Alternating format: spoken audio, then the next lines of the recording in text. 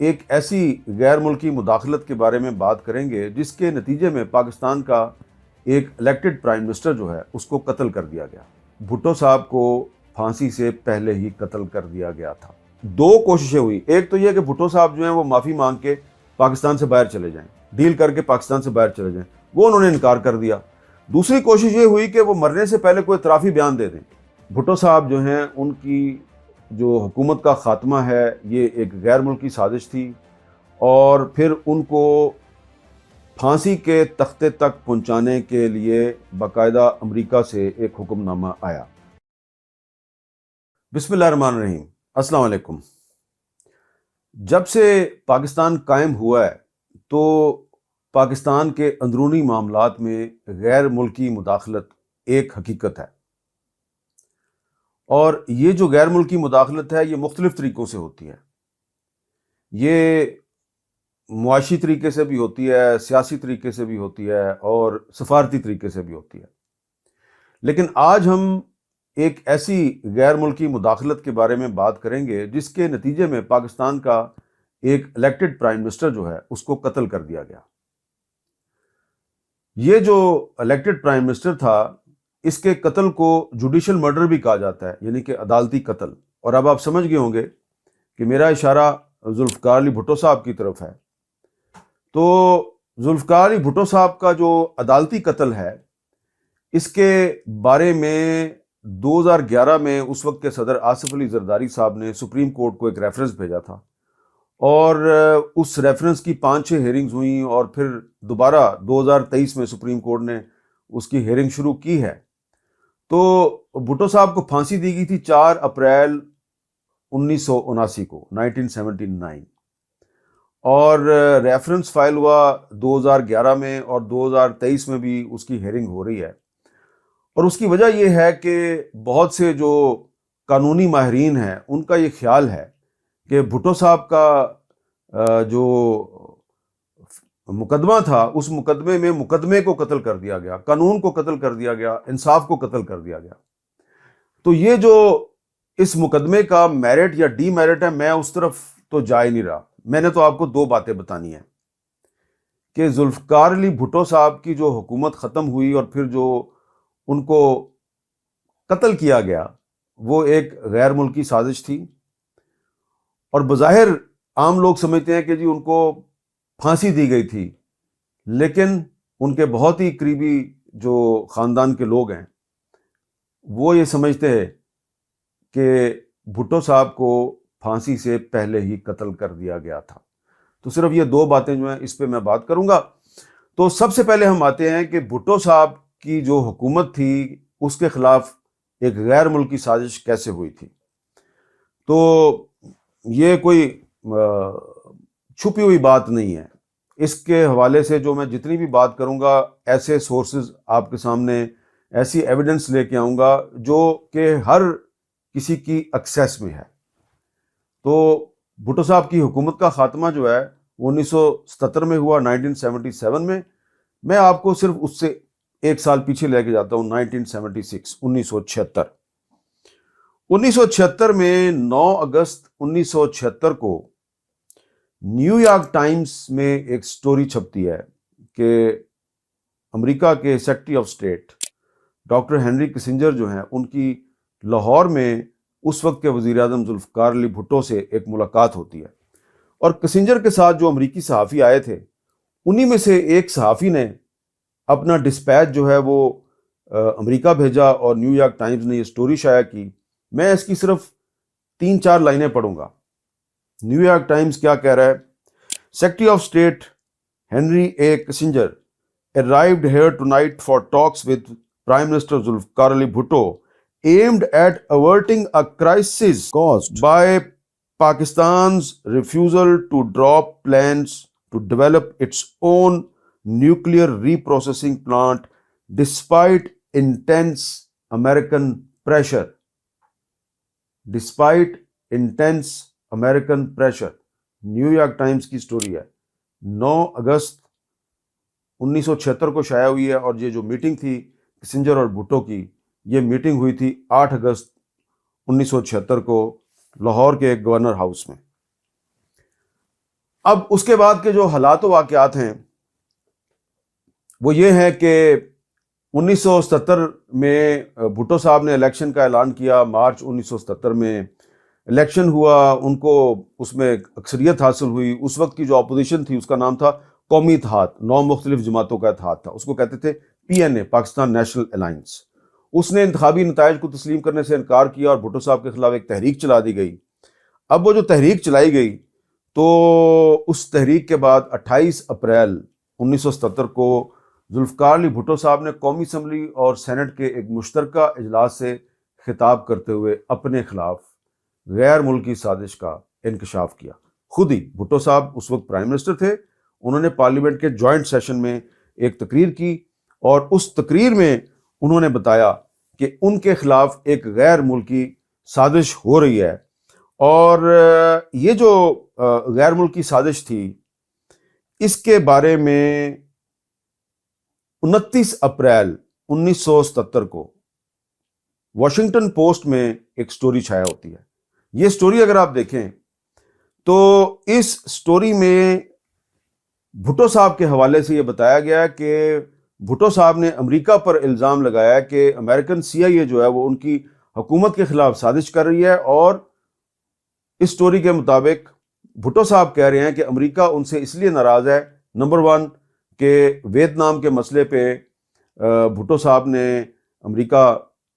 کی مخالفت کی, اور نمبر 2 جو عرب اسرائیل جنگ تھی 1973 کی, اس عرب اسرائیل جنگ میں ذوالفقار علی بھٹو صاحب نے عربوں کی مدد کی اور اسرائیل کی مخالفت کی. اور تیسری بات جو بھٹو صاحب نے اپنی تقریر میں کہی تھی وہ تھا کہ امریکہ پاکستان کے نیوکلیئر پروگرام کو بند کروانا چاہتا ہے.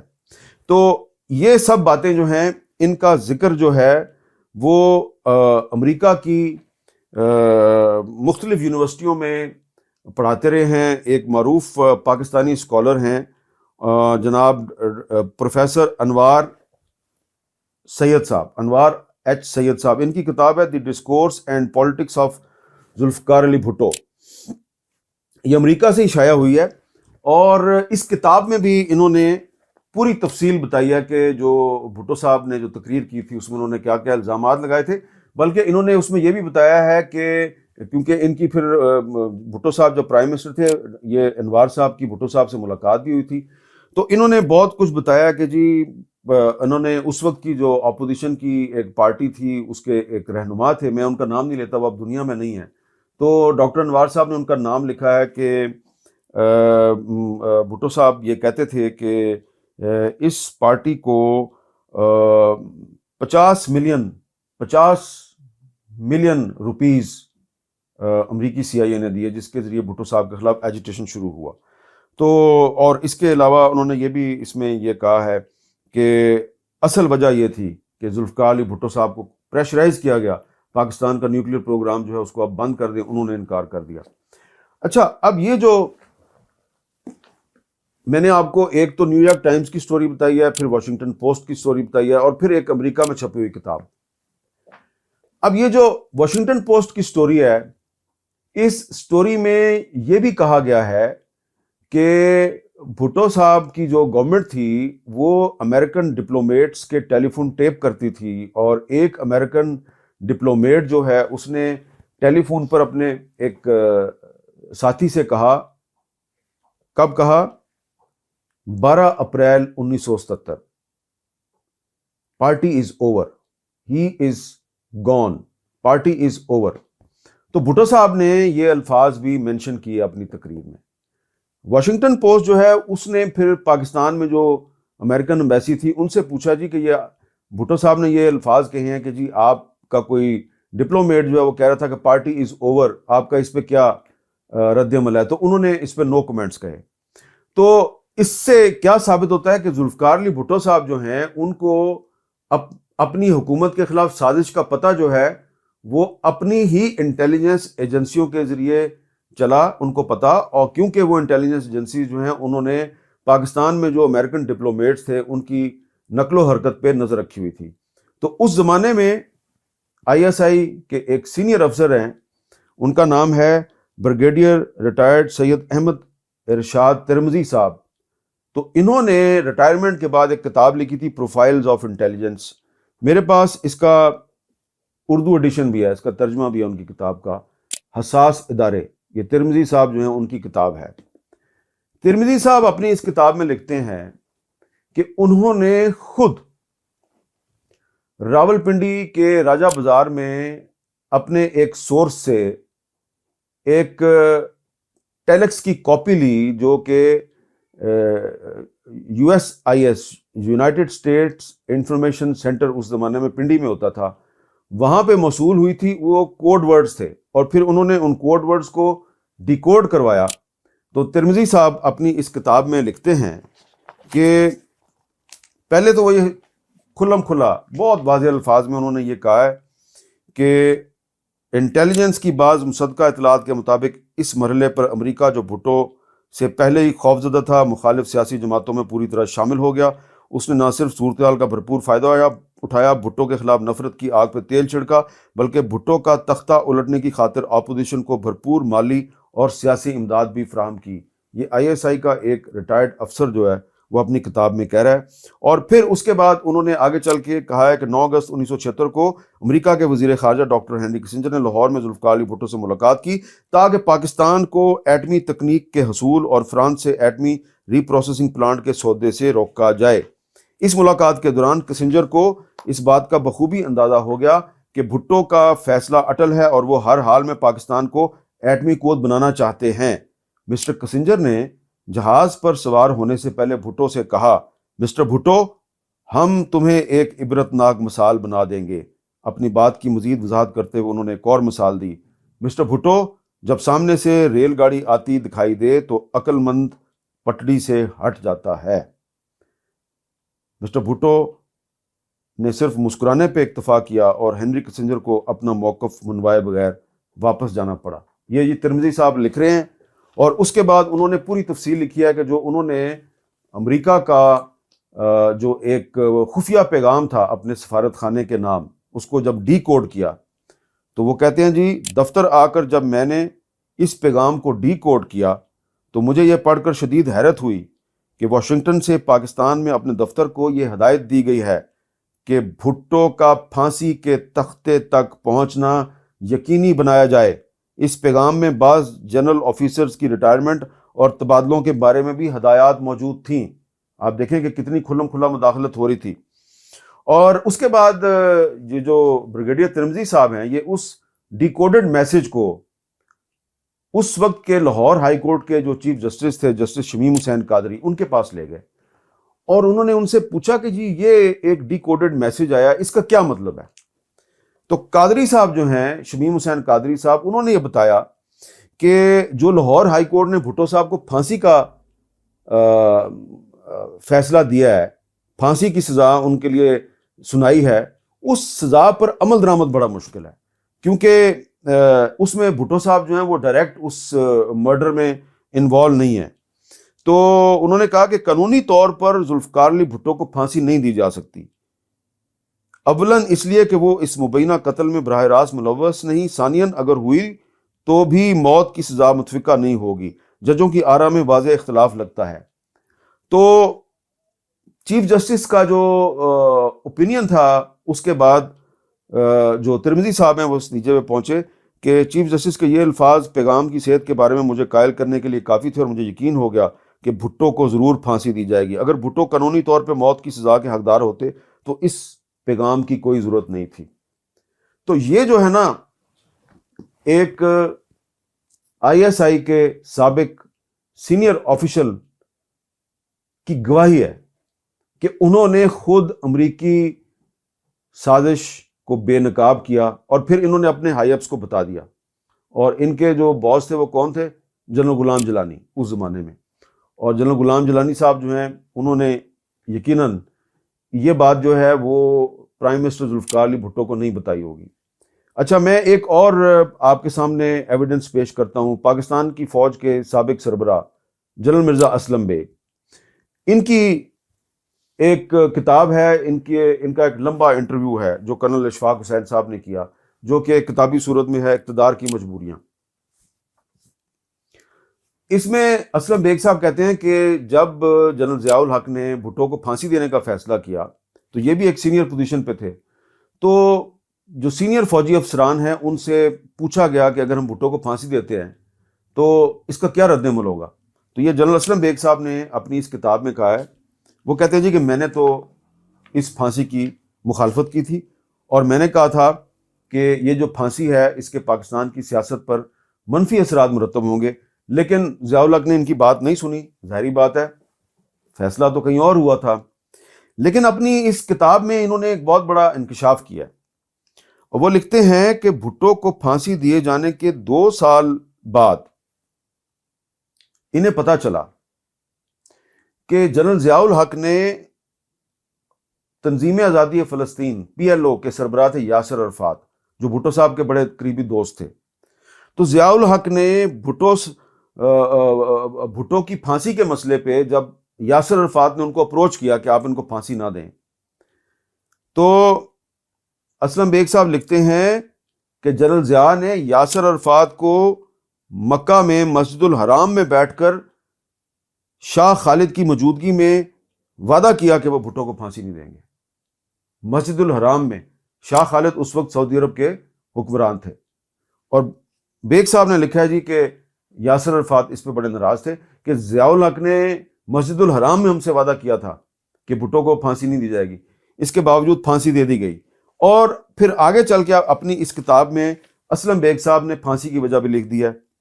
اور وہ کہتے ہیں، اور اسلم بیگ صاحب نے بھی لفظ عدالتی قتل استعمال کیا ہے، اور وہ کہتے ہیں جی کہ پاکستان کو ایٹمی قوت بنانے والی 5 اہم شخصیات کو یا تو زندگی سے ہاتھ دھونا پڑا یا اقتدار سے جبری علیحدہ ہونا پڑا، اور غلیظ پروپیگنڈے کے ذریعے ان کی کردار کشی کی گئی۔ اور یہ 5 شخصیات کون کون سی ہیں؟ اسلم بیگ صاحب نے لکھا ہے پہلی شخصیت ہے ذوالفقار علی بھٹو، انہیں عدالتی قتل کے ذریعے ختم کیا گیا۔ دوسری انہوں نے لکھا ہے شخصیت کا نام جنرل ضیاء الحق ہے، کیونکہ انہوں نے بھٹو کی پھانسی کے بعد ایٹمی پروگرام جو ہے اس کو جاری رکھا کوائٹلی، سیکرٹلی، لہذا ان کا بھی جو انجام تھا وہ یہ ہوا کہ انہیں ایک طیارے کے حادثے میں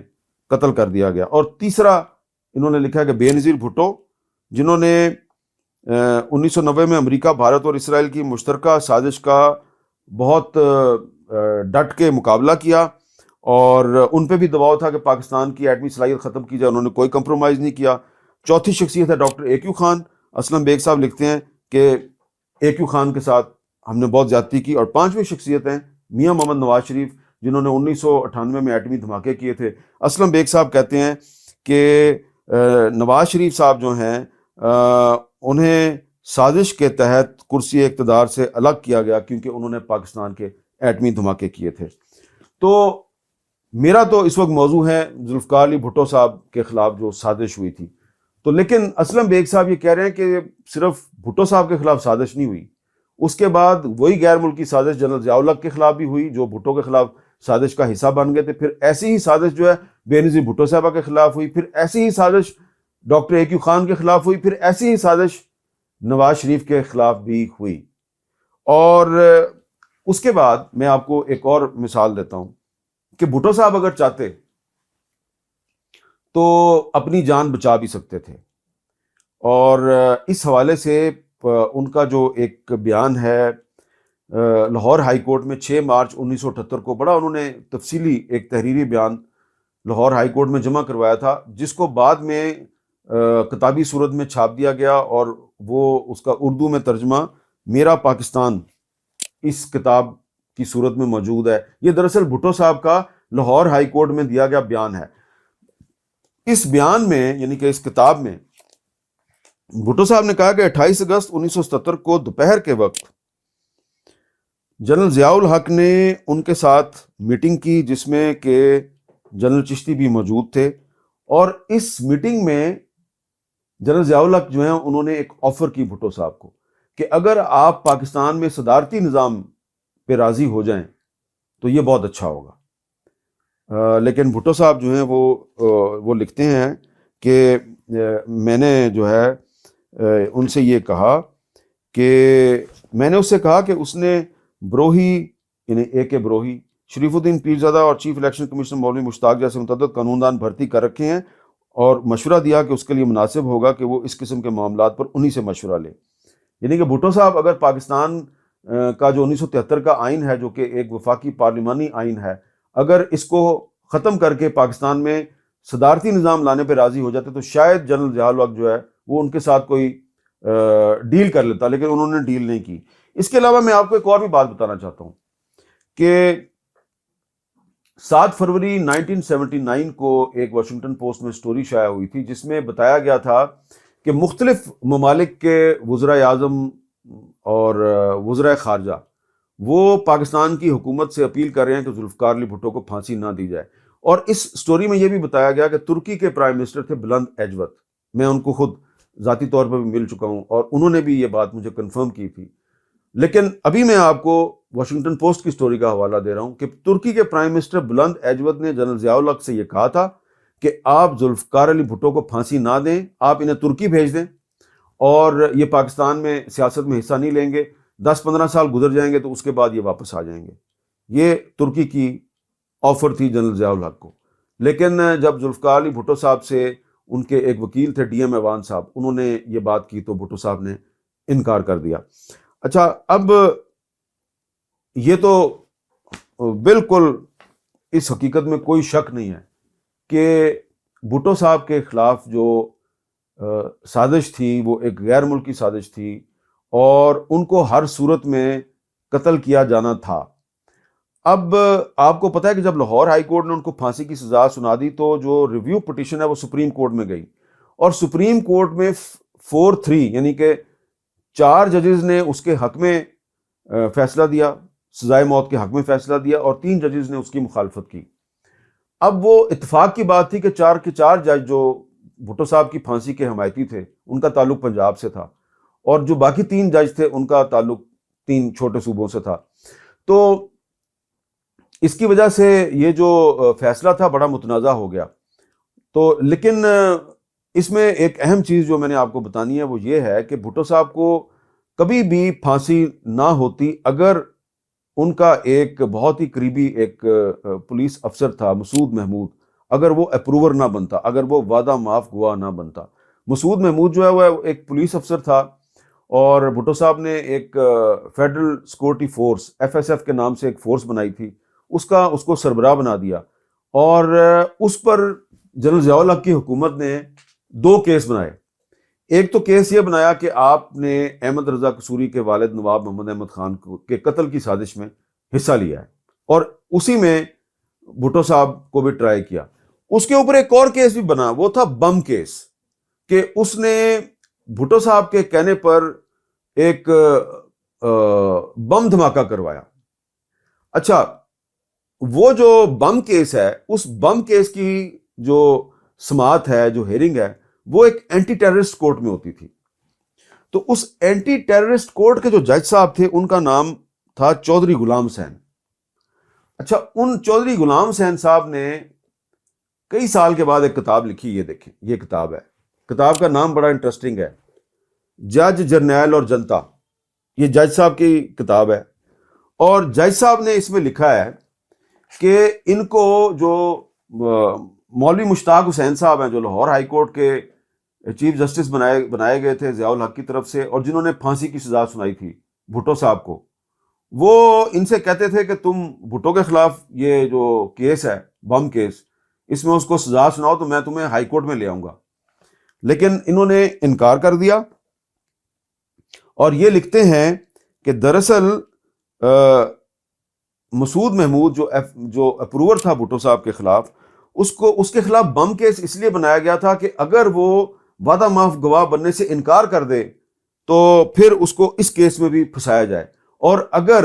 نواب محمد احمد خان کے قتل میں بھٹو صاحب جو ہیں ان کو سزا نہیں ملتی تو پھر اس بم کیس میں بھٹو صاحب کو پھنسایا جائے گا.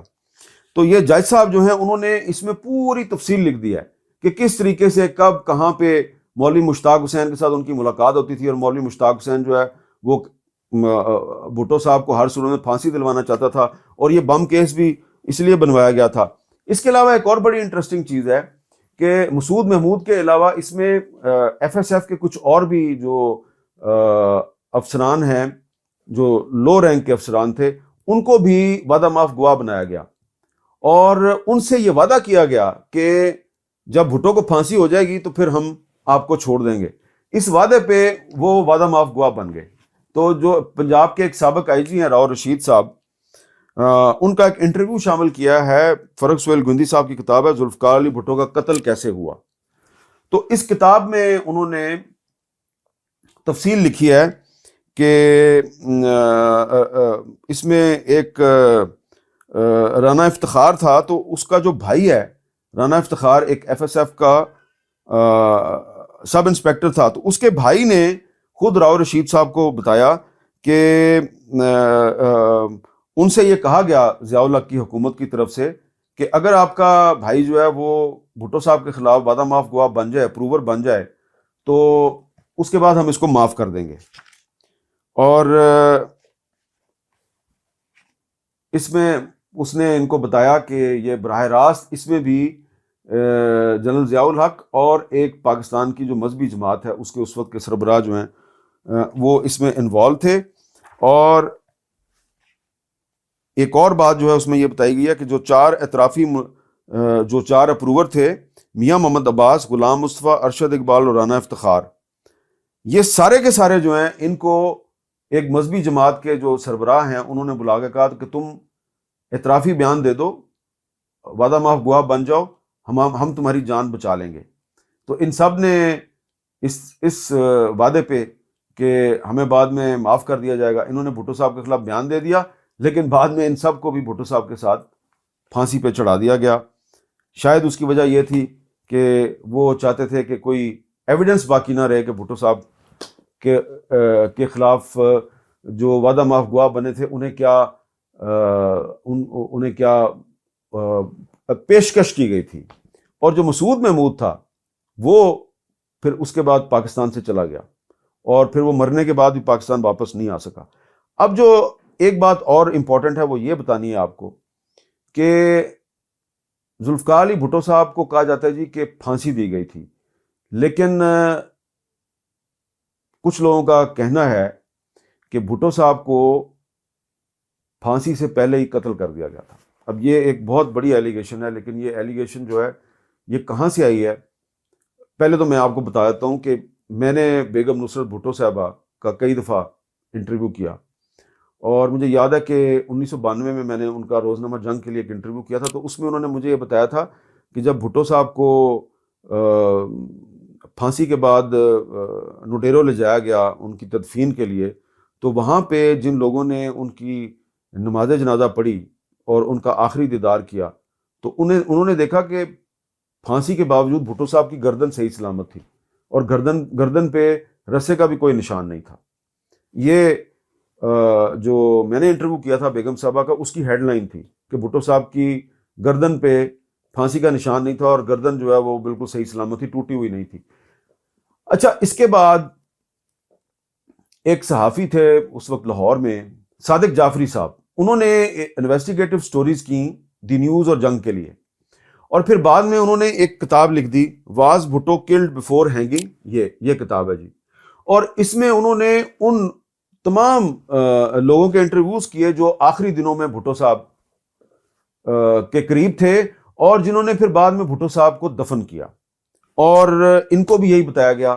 کہ بھٹو صاحب کی جو گردن ہے اس پہ پھانسی کا کوئی نشان نہیں تھا، اور وہ گردن بالکل صحیح سلامت تھی۔ لیکن آخر میں نے جو آپ کو ایک بہت ہی افسوسناک بات بتانی ہے وہ یہ ہے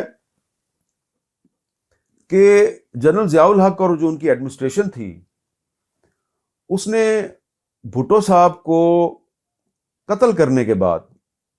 یہ قتل کا لفظ میں اس لیے استعمال کر رہا ہوں کہ بہت سے لوگ کہتے ہیں کہ وہ پھانسی سے پہلے ہی مار دیے گئے تھے، اس کا مطلب ہے قتل ہوا، ان کو پریشرائز کیا جا رہا تھا، ان پر تشدد ہو رہا تھا،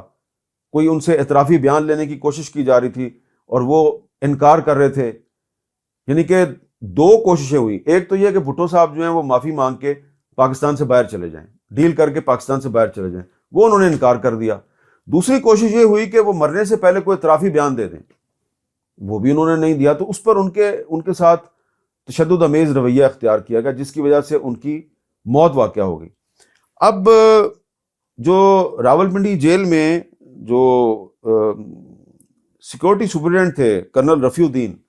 وہ تو یہ نہیں مانتے، وہ کہتے ہیں جی کہ بھٹو صاحب کو پھانسی دی گئی تھی، تشدد نہیں ہوا تھا. لیکن ایک بات جو انہوں نے اپنی کتاب بھٹو کے آخری 323 دن میں لکھی ہے کہ جب بھٹو صاحب کی موت واقعہ ہو گئی تو اس کے بعد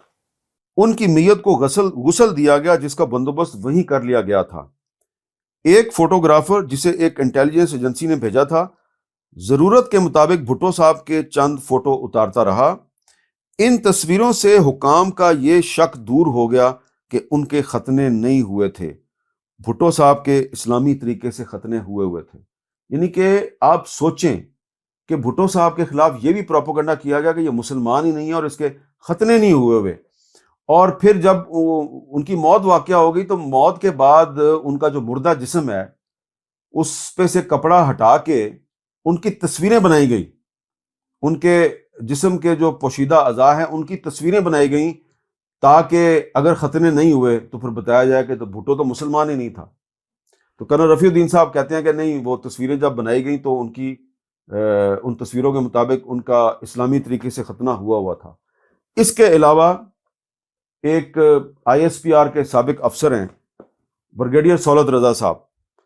تو یہ کالم بھی لکھتے رہے ہیں، ان کے کالموں کا ایک مجموعہ ہے غیر فوجی کالم.